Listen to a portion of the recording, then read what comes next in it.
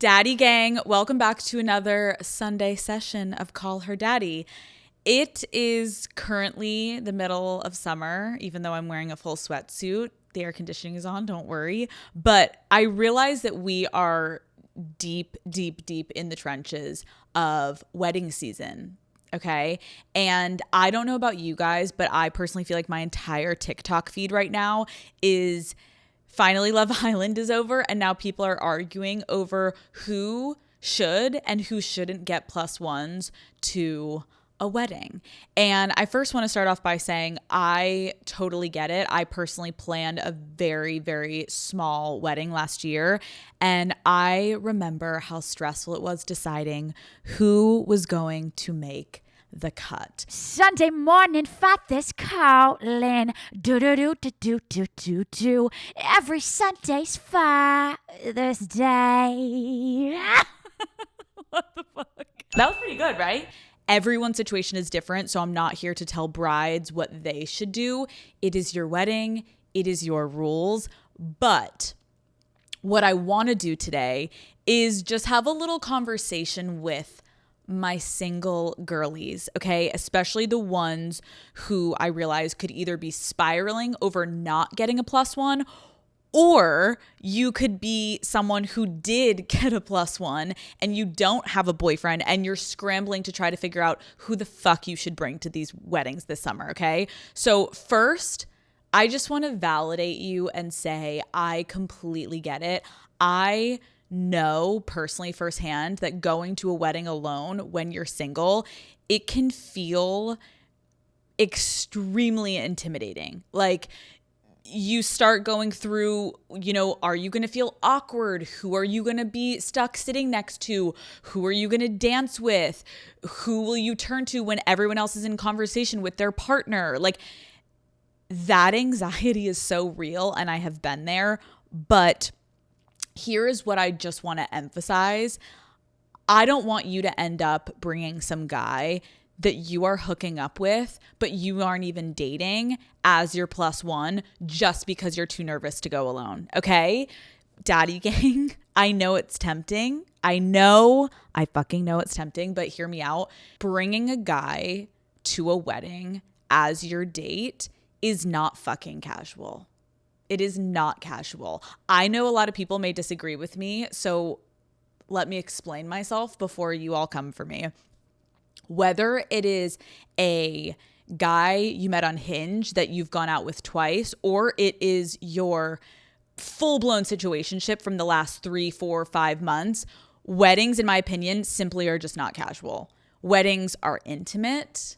They are extremely emotional. People are crying over these beautiful toasts about soulmates, and grandparents are slow dancing, and then suddenly you're 4 fucking champagnes deep staring at your hookup and you're like, oh my God, cue, what is the Hannah Montana? He could be the one. He could be the one. You start to fantasize this man. Like, should I settle down with him? What would his vows be to me?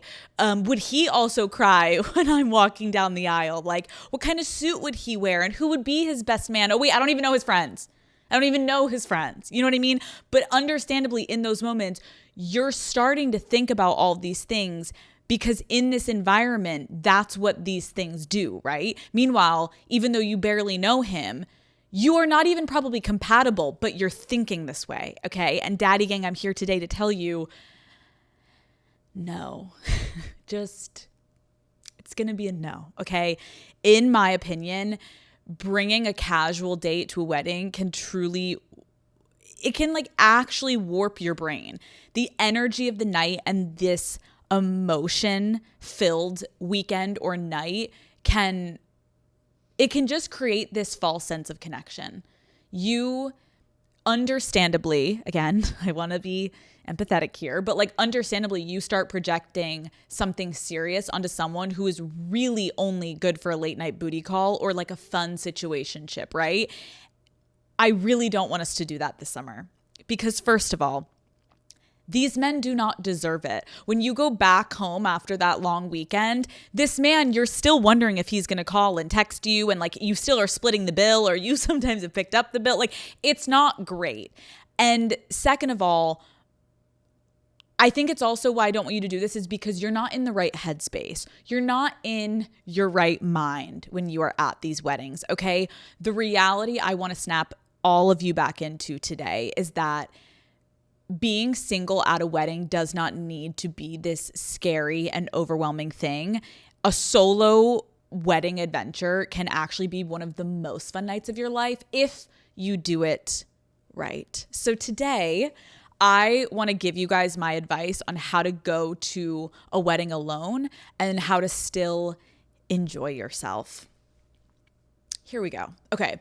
So first thing that comes to mind is you need to strategize wedding night friendships. You need to essentially secure a few allies. So if you're friends with a couple that is going together, immediately text them and just say, hey guys, I'm a little anxious to go to this wedding alone. Do you guys mind if I occasionally pop in and third wheel you at times throughout the night? Chances are most couples will be glad to have someone new to chat with beyond just each other. But again, please, for the love of fucking God, read the room. You are not asking your friends who are a couple that are also going to be there, hey, can I bunk with you guys? Can I bunk in your fucking room on this nice weekend getaway that you guys are getting? Like, no. We are being self-aware that throughout the weekend, yes, we are going to let them dance to the slow songs together. We're not doing a fucking three-way. We're all holding hands and we're going to slow to the beat. But then obviously when the fun group songs come on, for sure, like get the fuck right in there and do the YMCA with these motherfuckers. Like they don't need to be solo dolo on that journey. You can pop in. But read the room. You know what I mean? Like don't late night in their room and it's 2 a.m. and they're literally like, all right, Jessica, we're trying to read the room. And I get some people may wonder like, okay, well, what then do I do during the slow dance? Because I'm going to admit I'm not a stage 5 clinger, but at a wedding, maybe I am going to go slow dance with this couple because what the fuck else am I going to do, Alex? You're going to go to the bar. You're going to mix in a water maybe at this time, right? Or you could get a tequila shot wherever you're at on your journey. You could go pee, right? There's never a good time to go pee. Now is a good time to go pee. You could take a couple selfies, quick selfies, cute little quick selfies that maybe you can wake up in the morning and be like, oh my God, I did get a couple pictures. Although that is sad. I feel like, and I only got them by myself. Maybe don't ditch the selfies, ditch the cell phone in general. No selfies, go pee or take a tequila shot. It'll be over before you know it. Like songs are so fucking quick. And in my personal opinion, and I did this at my wedding, like we're rarely playing slow songs at weddings. It's usually like the first dance and maybe they throw in one or two for the bride and the groom, but like no one wants to slow dance at a fucking wedding. Now let's go to if you don't know anyone going or you really are just looking to hang with another single person that's going to be there.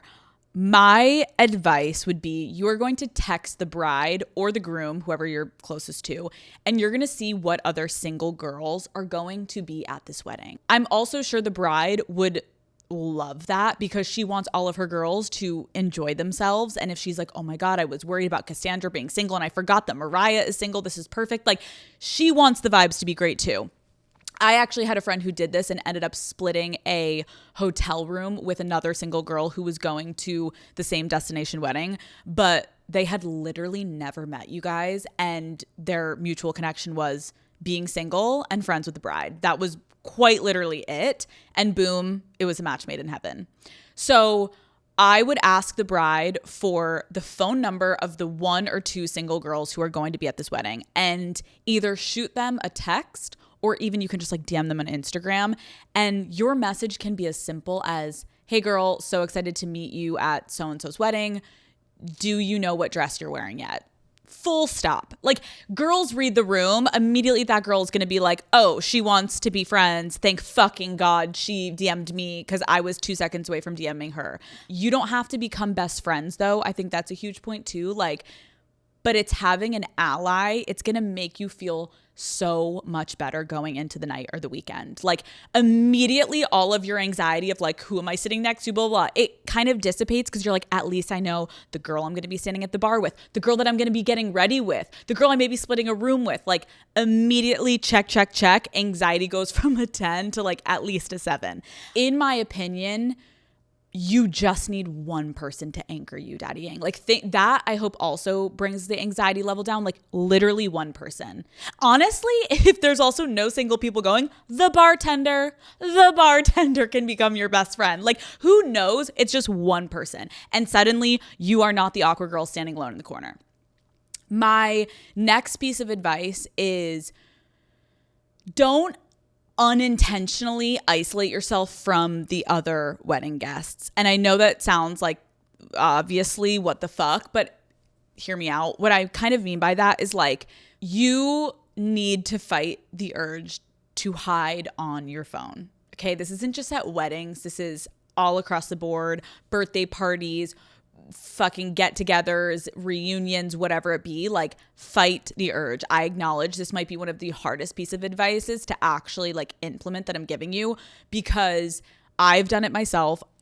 The reality is our phones are our security blankets, right? Like especially when we're alone or we're out of place and we're like, oh my God, I look like a fucking loser. I'm just sitting here. What am I gonna do? Pulls out phone. Daddy gang, I'm telling you, listen closely, okay? When you're hunched over scrolling, you look so fucking unapproachable. Also, you look 10 times more unattractive because we don't know what we look like when we're on our phones, right? We're kind of in our own world. Everything is just not looking good when you're hunched over. No one is going to come up to you and be like, hey, do you want to dance? Hey, do you want to go get a drink? Hey, my name is Barb. Like no one is going to come up to you. So you're going to miss out on meeting new people if you are attached to your phone. So force yourself to put it down. And I promise that you can survive 1 to 2 hours without checking your fucking phone. Guess what? Newsflash, no one liked your Instagram picture. No one liked it. How amazing. Or even 10 people liked it. Don't care. It can wait for later when you're alone in bed. How about that? How about that? You're gonna actually, we haven't gotten there yet. Maybe you won't be alone in bed. The point is fucking leave it, okay? And then once you get past that point where you're like relinquishing all social media, all your phone, all that using it as a clutch, it's gonna get easier. You're going to look around. You're going to fucking smile. You're going to make eye contact. And you are going to try to strike up conversations. In my opinion, weddings are the easiest fucking place to make small talk. Even if you are like dreading it, I understand small talk is not something that I'm like, I can't wait to fucking small talk. But everyone is connected to the couple somehow. Like you have instant common ground that at a lot of situations in adulting, you don't have that. Like networking actually punched me in the head. Like this is so much easier common ground. The easiest conversation starters, like, are you on the bride side or the groom side? Like, how do you know them? How did you meet them? Oh, did you meet in college? Where did you go to college? Like it is fucking zinger after zinger, bitch. Like you're the most extroverted fucking cunt in the world at weddings because it's easy shit. You could be the most unself-aware person and you can clock some great fucking questions, okay? Use the married couple as a bridge to get the conversation flowing. I think another way people accidentally isolate themselves is by not reading the room and matching the vibe of the wedding. Okay, daddy gang, we've all been there, but I know that when you're single and nervous, sometimes we think, wow, how can I alleviate this stress? How can I alleviate this pain? Let's take 10 shots, right? Like it's a classic gateway. And you think it's going to make you feel more comfortable and it's going to make you forget that you're alone, but it's not. It's actually going to make it a lot worse for you. Not every wedding is supposed to be a rager. If the wedding is chill, what are we going to be? We're going to be chill. We're going to have a couple glasses of wine, okay? We're going to take it easy. I get it. It's easier said than done, but really, really, really big advice is try not to use alcohol as a crutch. It's going to be really hard for someone to strike up a conversation with you if you are blackout drunk before the gorgeous, lovely couple has even cut the cake. Like, also, you don't want to be that person that wanted to show up for your friend and then you're getting blackout drunk and it's because of your anxiety and then you're like, oh my God, why did I do that to my friend? Fuck, I hate myself. Like there is nothing worse. How about this? What's worse? Feeling a little awkward in a room because you don't have a blackout, you're not blackout, or you wake up in the morning and you did get blackout and you ruin this person's entire wedding. You know what I mean? Like, we got to look at the pros and cons. Probably better just feel a little awkward because you're not that fucking drunk. So keep it together. Match the energy of the room. Put yourself out there and be open to meeting people. Like, everyone at a wedding is everyone feels that way. Let's keep it fucking real. As someone who loved her wedding, weddings can fucking suck. Like, weddings, you're like, oh my God, I don't want to have to fucking talk to these people and it's small talk. Everyone's feeling that way. So they're just looking for an easy, nice conversation. If you can be that point of contact, you are fucking in, daddy gang. Which leads me to my next point. If you are single at a wedding, you need to embrace the romantic chaos and lean the fuck in. If there is a cute single man there, daddy gang, from my lips to your brain, is that a thing? I don't know. You're going to fucking go for it, because who cares? Who cares? You probably will never see this guy again. You've got an open bar. You have a DJ playing fun music. You're a little tipsy. You look drop dead gorgeous, okay? There are flowers. There are candles. You got to go for it. Go make out with a stranger in the photo booth, right? Like, we're not holding back. Go skinny dip in the fucking hotel pool.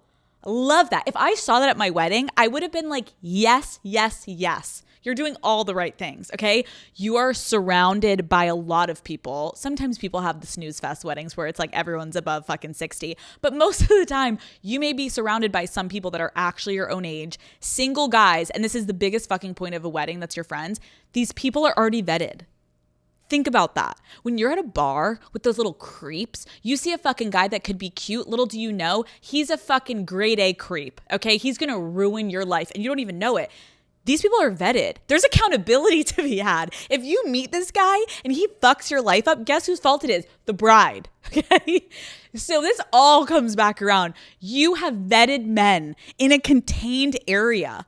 You better take advantage of that opportunity at this wedding. You know what I'm saying? Like, if you go solo, you actually have to switch your mindset to anything can happen at these weddings, as long as you're open to it, as long as you're not hunched over, fucking mouth breathing on Hinge while you have a platter of opportunity in front of you, okay?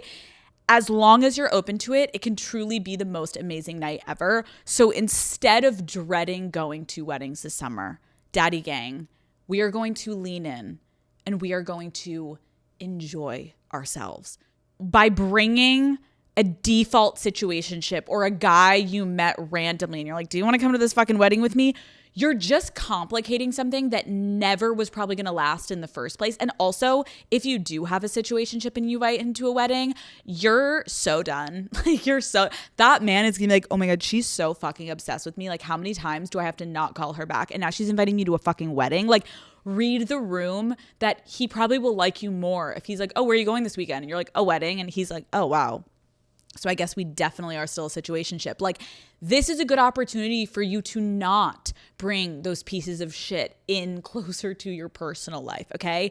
Going single and meeting a guy at a wedding is 10 times better. No strings attached, no conflicted emotions, no crying in the bathroom. You will be setting yourself up for success if you take this playbook and you put it to work this summer.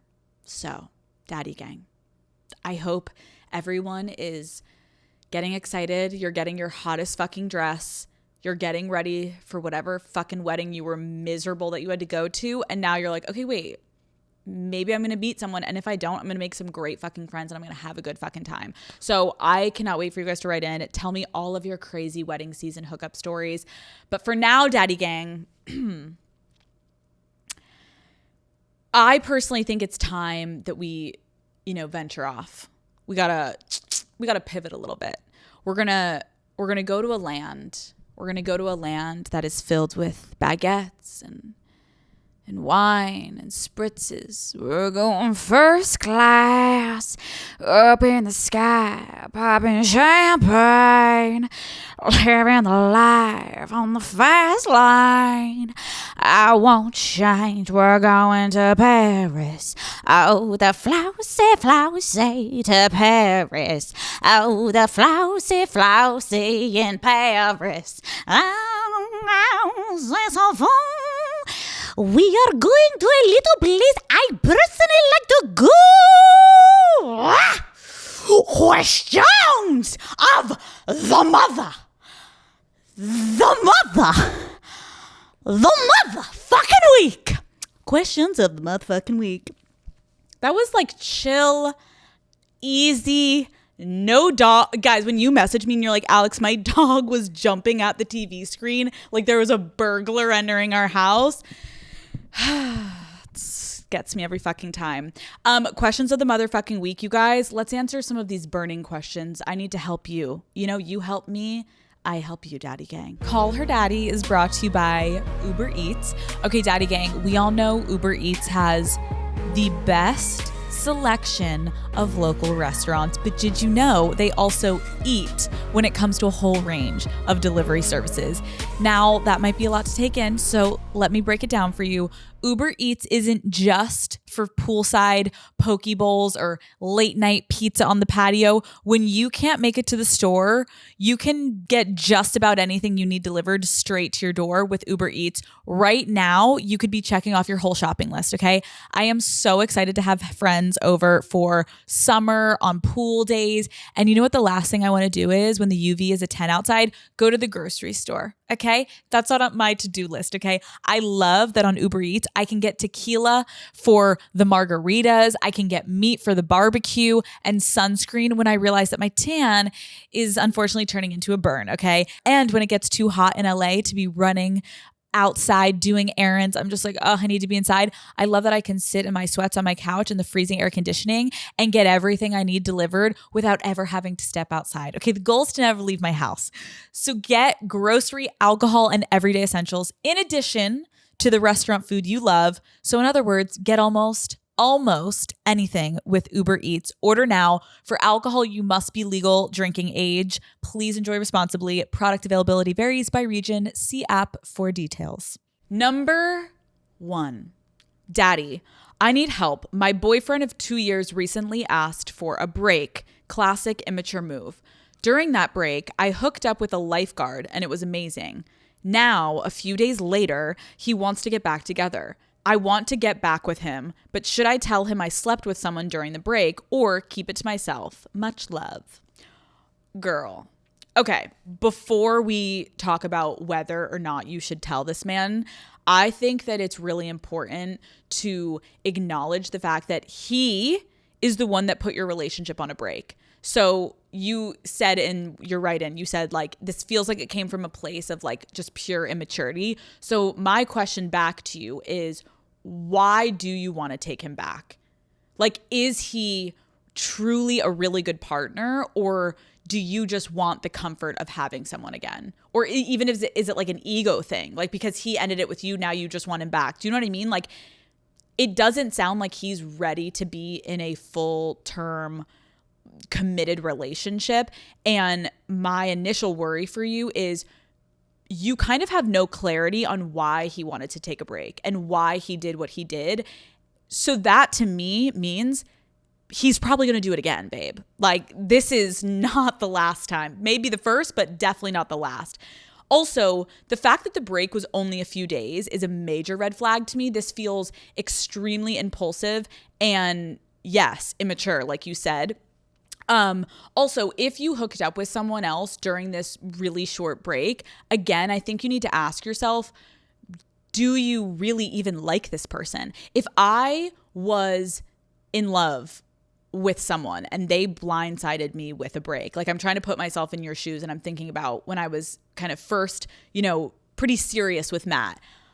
I don't think I could have even thought about getting back out there in 48 fucking hours. I would be like on the bathroom floor crying and upset and trying to process all this. So I want to clarify. I'm not saying that you should feel guilty, but I do think it says something about how you feel and the true depth of the relationship that currently stands. So first piece of advice is I would ask you to really reevaluate how you feel about the relationship. What doubts and concerns did you have before that break that maybe you weren't willing to look at? Sometimes I feel like the person that puts the break or decides on the break or the breakup, like it feels like they have all the power because you're looking inward being like, what did I do wrong? What did I do wrong? And meanwhile, it's like, girl, do you even want to be in this anymore? Now for whether or not you should tell him, I personally think you should without a doubt 100% tell him. The reason that you were able to so freely go and hook up with someone else is because of him.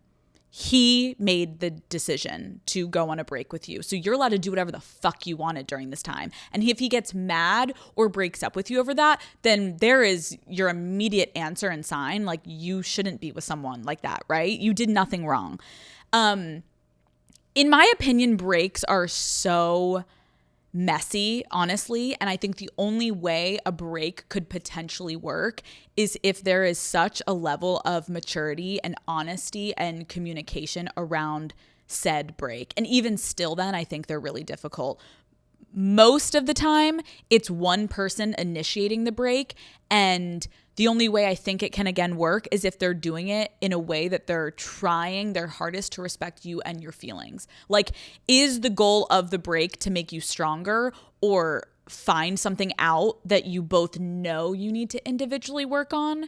Like, this break literally fucking sounds, babe, and I hate to like kind of punch you in the face, but it literally sounds like he wanted to go play Xbox for a few days or like fuck a couple bitches, and then he was like, okay, I'm good, decided to come back. It sounds like this break was 3 days. Like, that is unacceptable to its core. And my final red flag, which I want to leave you with, is this is an indicator to me of how he's going to handle really important or tough conversations between the two of you for the rest of time if you have a relationship with this person. This is not someone that's thoughtful. This is not someone that is thinking about your feelings. This is not even someone that's thinking about your future. They're just kind of going with what feels right in the moment. And I personally don't want someone like that for anyone in the daddy gang. You need someone that's thoughtful. So to the daddy gang listening that maybe you haven't been asked to go on a break with your partner, maybe this doesn't exactly relate to you. What I could say is, for anyone listening, I hope what you can take from this is sometimes when a partner does something that hurts us or upsets us, we understandably are so caught up in our emotions and our ego that we rarely pause and honestly evaluate, wait, why is this person treating me this way?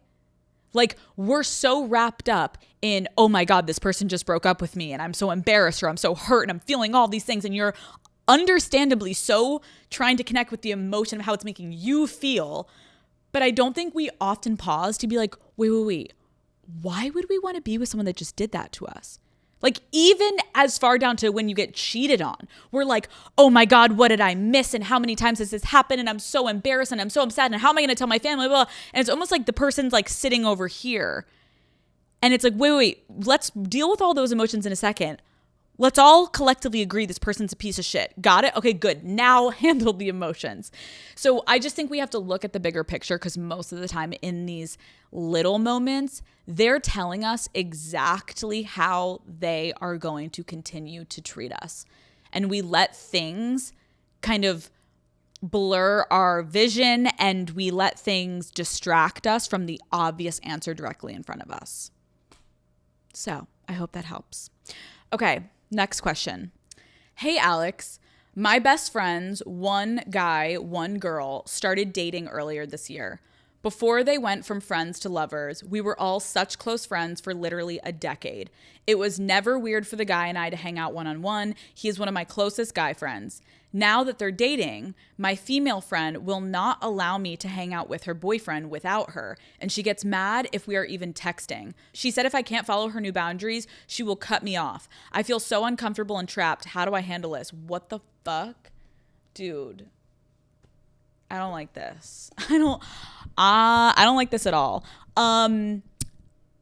Whoa. Okay, this sounds like you are dealing with a friend who is dealing with some major insecurities on her end. The thing is like, you haven't changed anything, right? You would all hang out individually and in a group, and you are moving the same way that you have for over a decade. So my hope is that she settles into the relationship and these boundaries that she's putting up will loosen. But right now it is putting you in a really tough position. And I can acknowledge for you, like, she is not being a good and thoughtful friend.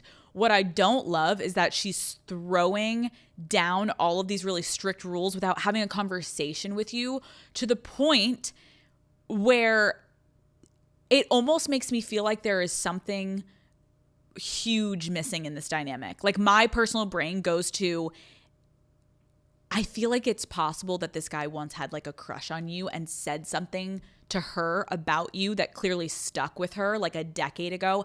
And now she's hyper aware and hyper insecure about how the two of you interact. Meanwhile, you're completely oblivious to this. Like, clearly you're literally like, guys, what? We're not doing Friday movie nights anymore? Like, what happened?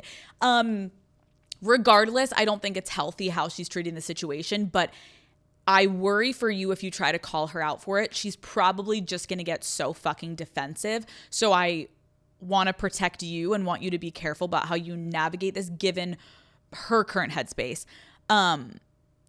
Because even like if I pause for a minute and I think about coming from the perspective of, as someone who does feel secure in their relationship, there is truly no better feeling than when my partner gets along with my best friends. That's why I know there's something off with her, because when you are secure in your relationship, it's like, oh my God, nothing makes me happier than when Lauren and Kristen get to hang out with Matt if I'm working, and I'm like, oh my God, I come down and they're all like eating and having wine together, and I'm like, this literally melts my heart. So I think this is what I would do. I think that you can ask to have a conversation with her about what this new trio dynamic looks like. And you can make it clear, even though you're going to be like, ugh, I hate this, but just fucking even lie, even if it's just a current lie. Tell her how much you love them as a couple and that you are so, so happy for both of them. And you are more than happy to be the third wheel in moments. But point out to her, like, but you did have your own friendship with her and him before this. And now it feels like you are being punished for them starting to date. Also, the toxic side of me can't help but think about this. Like, she is inadvertently making your friendship with him awkward and tense now. And like, I feel like when people do that and she's creating this out of thin air, like, that's actually what would push you guys together to like have an affair. Do you know what I mean? Like, there was no forbidden fruit in your eyes. And now you're like, wait, why can't I be alone with him? And then all of a sudden his like dick starts to look longer. And you're like, maybe I do want to be alone with him. Like, but she's creating this thing. It's not you, it's her. I don't know. At the end of the day, she's putting you in a position where you're being forced to choose between her and him, and that is irrational. So she should want her boyfriend to be close with her friends. Also, I'm so curious, like, I wonder what he fucking thinks about this. Like, do you even think he's aware of this? Actually, this is what I just realized. This is what you're going to do. You're 100%, you're not having a solo conversation with her. You're going to sit both of them down. That's what you're going to do. See, we just need to talk through it. As in talk through it, I just need to process this. This is, oh my God. Wait, now I need you to like write the fuck back into me, because this is what we're going to do. Okay. You're going to sit them both down and you're going to say something along the lines of, I'm making these fucking names up. Okay, guys. Shelly has made me aware that you guys are now uncomfortable with my friendship with you, Mark. And I am both hurt and genuinely confused. And I just want to have a really honest and open conversation. I love you guys so much. I am so happy for you guys that you found love and started dating. And I don't want anything to change between the three of us. You guys have been my best friends for over a decade, but I'm really just coming to you guys because like, I don't know what to do. And like, I just wanted to hear from you guys. Like, what do you guys propose? I'm not kidding you. I think you coming to both of them and doing this, I think it's going to completely break open a different conversation, and it's going to force everyone to put their cards on the table, because I have been in enough situations in my life where I think the moment that you say this, the guy is going to turn to your girlfriend and be like, what is she talking about? What do you mean that she and I can't hang out individually anymore? I bet he has no fucking idea. And when this goes down, you are going to realize this has nothing to do with you. Like, this has literally nothing to do with you. This is your friend needs to work out something within herself and within her relationship. But you kind of can just sit back. And then I swear to you, you think this fucking dude is like, yeah, I can't hang out with her anymore. I'm really uncomfortable. No, your friend is feeling uncomfortable. And I bet the guy has no fucking idea.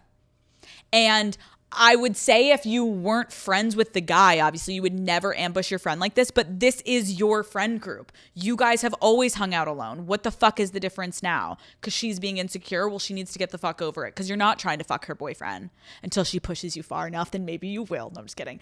No, I'm really sorry overall because when a friend is projecting insecurities onto another friend, it's so hard to not take it personally, and it's hard to get to that person and try to get them to understand, like, you're not a threat. You love them. Clearly, this is something they're going through and you're just like collateral damage. But I would say, Daddy Gang, at a certain point, you do also have to set boundaries for yourself and you have to stand up for yourself and you can't keep taking shit. Also, again, if you're not in a trio, I do think also another takeaway that's just more relatable for people is this. Like, I feel like as uncomfortable as direct conversations can be, it is the absolute best way to work through difficult moments, because even if there is an initial blow up, you will never regret being honest and upfront in a situation, especially when it's coming from a place where you genuinely want to find a resolution. And then, of course, it's on the other person if they can meet you in the middle and you can work through it. Like, if they freak out, if they lash out on you, then you probably weren't meant to be in a relationship with someone that's that insecure and that's that unwilling to see both sides and empathize with you. So you're going to get your answer, even if it's the one that you don't want. But in the long run, you'll realize it was for the best.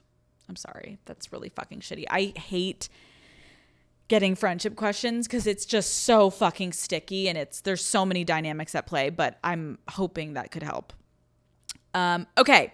Question 3.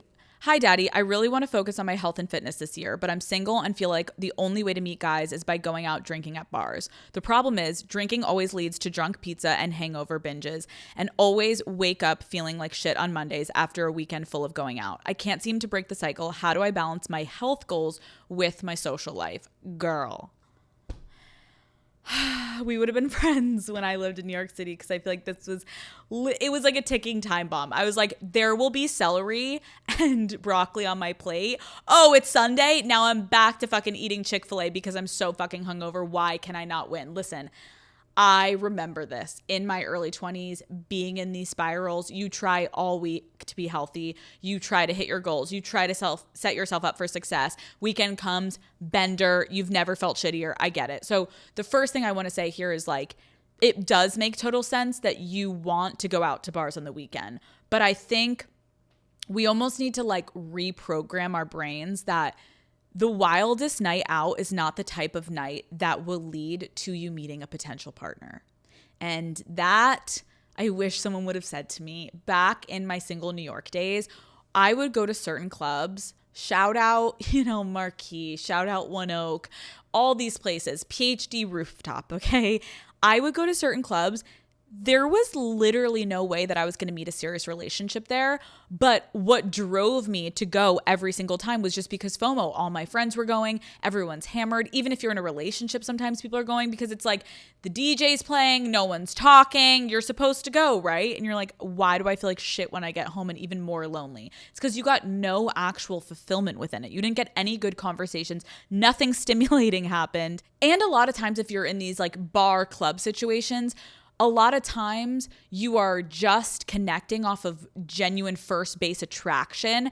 It's not a foundation, though, that you're like looking to build a relationship with. You probably don't even know what this fucking guy's first name is if you're going home with him, because you couldn't even talk to him in a club. So I actually think it is the chiller type of nights and events where drinking is less the focus, where you're actually going to be able to meet someone. And I know that sounds really fucking straightforward, But for some reason, we keep doing this to ourselves. And by ourselves, I did it my whole fucking 20s. I'm like, why am I not meeting someone? And it's literally like, babe, everyone's taking Jaeger bomb shots and then we're all blackout. Like, no, you're not going to, even if you met the love of your life, you wouldn't know it because you wouldn't remember in the morning, okay? So I think it's looking for more of like the networking drinks or like apartment warming parties or housewarming parties or baby showers or like friend family dinners, like even going out for happy hour drinks on weeknights. Like I think sometimes we don't have to live for Friday, Saturday. It's like, what about a nice Wednesday? You're going to a happy hour, you're having 2 drinks. The vibe is just automatically chiller in these type of settings. And a lot of times if you go to a happy hour during the week, like people are still in their work clothes. They're not trying to fucking funnel 12 beers that night, right? So even though it may not sound as exciting to potentially meet someone at your local coffee shop, I do think that that's actually going to be where you get the outcome that you want. So it may not look as cool on social media, but that's okay. We have to stop giving a fuck about social media, you guys, okay? I don't think when you're writing this in, and I know a lot of people struggle with this, the best point I think I could make is like, you do not need to rehaul your whole life and stop going out. I think a huge misconception we think to ourselves that like it has to be one extreme or the other. We're either coffee date girls or we're raging whores in the club. Like, no, we can find balance. But I think it's making small changes within your current cycle that will help you a lot. This may sound counterintuitive, but this is just something that I have found that has worked for myself. And it may not work for everyone. But maybe don't be so restrictive on yourself during the weekdays, because then that may make you almost feel like you're using the weekends as a complete escape or you're just going balls to the wall. Like if you can find a little bit more balance during the week, it will go a long way. Also, I would ask yourself, are you going out on the weekends because you're actually thinking you're going to meet a guy or because you're just bored and lonely during the week? Like restructure your week so that you aren't waiting for the weekend and putting so much pressure to have these insane weekends that you're like daydreaming about at your desk. And then you get to the bar on Friday night and you're like, let's fucking go. And your like alter ego comes out. It's like, no. Try workout classes with friends or like sober dinners with your girls. Like try to mix things in during the week so that your weekend isn't actually like all hell is breaking loose. And then my final piece of advice is, if you do go to these clubs or bars, you do not need to get fucked up. And there is something really fun and comforting when you do connect with someone who is on the same level as you in these environments. Like imagine this, okay? Imagine this. You go to the bar that you always go to, but you decide, you know what? I'm going to have 2 to 3 drinks instead of 6 drinks. And therefore, you are coherent enough to suss out the guy who is also on your level. And you're actually able to have a real conversation to the point where he may be like, hey, there's like a wine bar down the street. Do you want to go somewhere like a little quieter? Yeah, fuck me. Like that is the type of shit that's going to come to you more if you put yourself in these positions. The biggest point is you need to be in the first place acting the way you would want to be attracting people. So blackout you is not going to find Mr. Husband right. It's going to be you being coherent. Call Her Daddy is brought to you by White Claw. I don't know who needs to hear this, but you're way too hot to be spending the summer sitting inside scrolling on your phone. What are you doing? What are you doing? Stop letting plans die out in the group chat. Grab a White Claw and go make some memories, okay? Whether you're yapping poolside, hitting a barbecue, or just kicking back around a fire, a cold White Claw goes perfectly with your summer plans. That's right, Daddy Gang. It is White Claw summer. 100 calories in 12 glorious ounces, gluten-free, and the taste you know and love. I like to pick up a variety pack so that I can guarantee everyone can get their favorite flavors.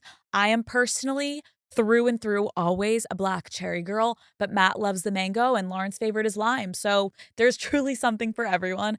It's time to come out of hibernation and stop leaving everyone on red. We're finding a guy with a boat and we're having a damn drink. My friends and I strictly drank White Claw for an entire girls trip last year. And now I can't even smell sunscreen without being reminded of that trip. It was honestly the best time ever. There is nothing better than warm sun, a tiny bikini, tiny bikini, and an ice cold claw in your hand. That is peak life. Pick up a pack from your favorite local spa and grab life by the claw with your favorite flavor this summer. Please drink responsibly. Hard seltzer with flavors. White Claw Seltzer works. Chicago, Illinois. Question 4. Okay. Daddy, help. The guy I'm hooking up with has one of those bathrooms that is attached to his bedroom, and the door doesn't go all the way down to the floor. So you can completely hear anything in the bathroom from his room. I literally can't get myself to use the bathroom because I'm so self-conscious about him hearing me. I just found out I have a UTI, so I know I need to get over this and start peeing after sex. What the fuck do I do, bitch? First of all, who the fuck designed these bathrooms? And whoever did, because I've dated someone with that kind of bathroom, needs to go to jail. Why are we making bathroom doors that aren't fully closing? Also that have like a full fucking 6 inches just left uncovered. I'm so sorry. I really can't imagine this. I am picturing myself back in the day, whoever I was dating, and it was just the worst. It's also like, have you guys ever stayed in one of those hotels where the toilet is like literally for some reason in the fucking middle of the bedroom, basically? Like they are trying to fuck women over on purpose in every aspect of life, but this one also specifically. Here's the thing. At the end of the day, you either need to stop fucking this man or you need to accept that he's going to have to hear you pee. And to the woman that's writing this in, like, I thought you were going to say, like, you have IBS. Like, I really thought, girl, you were going to be like, oh my God, I am ready to blow out his bathroom, but he can hear me. Girl, a little tinky winky.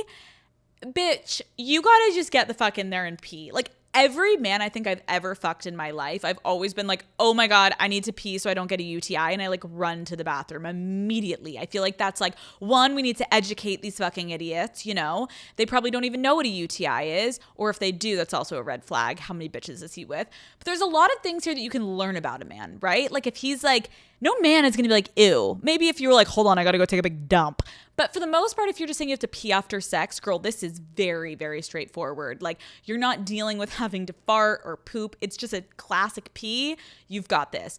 It is human nature. Also, I think something that I used to do when I was dating guys and like dealing with those like beginning day awkward moments is you just have to use humor. Like I feel like every single situation I ever got myself into where I was like, how do I handle this? You just meet it with humor. I feel like the next time that you fuck, you can literally get up immediately. You're going to rip the Band-Aid off. You're going to lean into the humor. You're going to walk up. You're going to touch the door and you're going to turn to him and be like, this door is going to be the death of me. I hate that you can just like hear me peeing. And he's going to be like, babe, I don't care.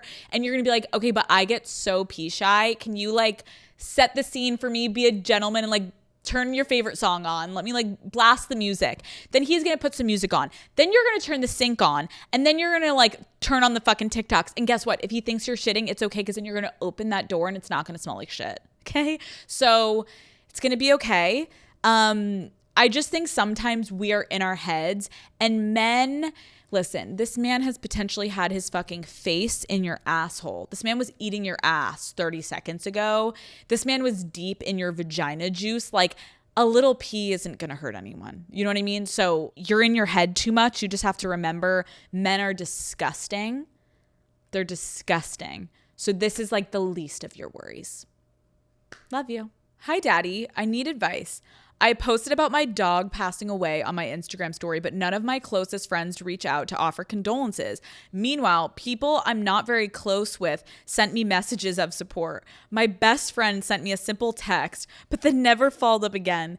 Am I wrong to feel hurt by this? I know it's just social media and some might not understand the bond between a person and their pet, but still it stings. Am I being too sensitive? Oh... Okay. There's a lot going on in my brain right now for you. First of all, no, you're totally valid for like feeling like, oh my God, guys, like my beloved Gigi just died. Like, can you like send a girl some cupcakes? But here's the thing. Let's address that. How about this? Let's pause on your dead dog. We'll get back to her. Anyone that posts something on social media and is hoping for their friends or anyone to take the social media post and then reach out to them, it's almost like you're being passive aggressive. If you want support from your friends, send a text in the group chat and be like, hey guys, I'm really struggling with Fiji's, wait, what was the name? Fiji's? Gigi. I'm really struggling. Figgy's death. Figgy sounds better than Gigi. Gigi sounds like a grandmother. Let's go with Figgy. Figgy. I'm really struggling with Figgy's death, and I know you're not all dog people, but like I'm really upset. Like, could we do like a girls' night sometime this week? Like, I'm like feeling so emotional. Boom. Now, if your friends don't fucking answer that group chat, jail. Like, what the fuck, you guys? Maybe you're cat people, maybe you're lizard people, maybe you're not pet people at all. But like, if your girl is reaching out, even if you roll your eyes and you're like, okay, it's just a fucking dog. And we have to remember, sometimes people aren't pet people, so they may not understand the gravity of how hard and painful that experience is of losing an animal. But you have to set them up. Let's keep it real. Sometimes I'm fucking scrolling and I'm scrolling past a black and white photo thinking it was an aesthetic photo, and it was a fucking obituary. And like, I don't even know this shit because we're not focused when we're scrolling, you know? So it's a little bit on you to be like, you can't expect friends to handle it right when you're just posting about it on social media. And like, what was the post? Like, RIP Gigi, Figgy, like missing you forever? Or did you post like a sob story? I don't know what it was. So let's just like give them some grace there.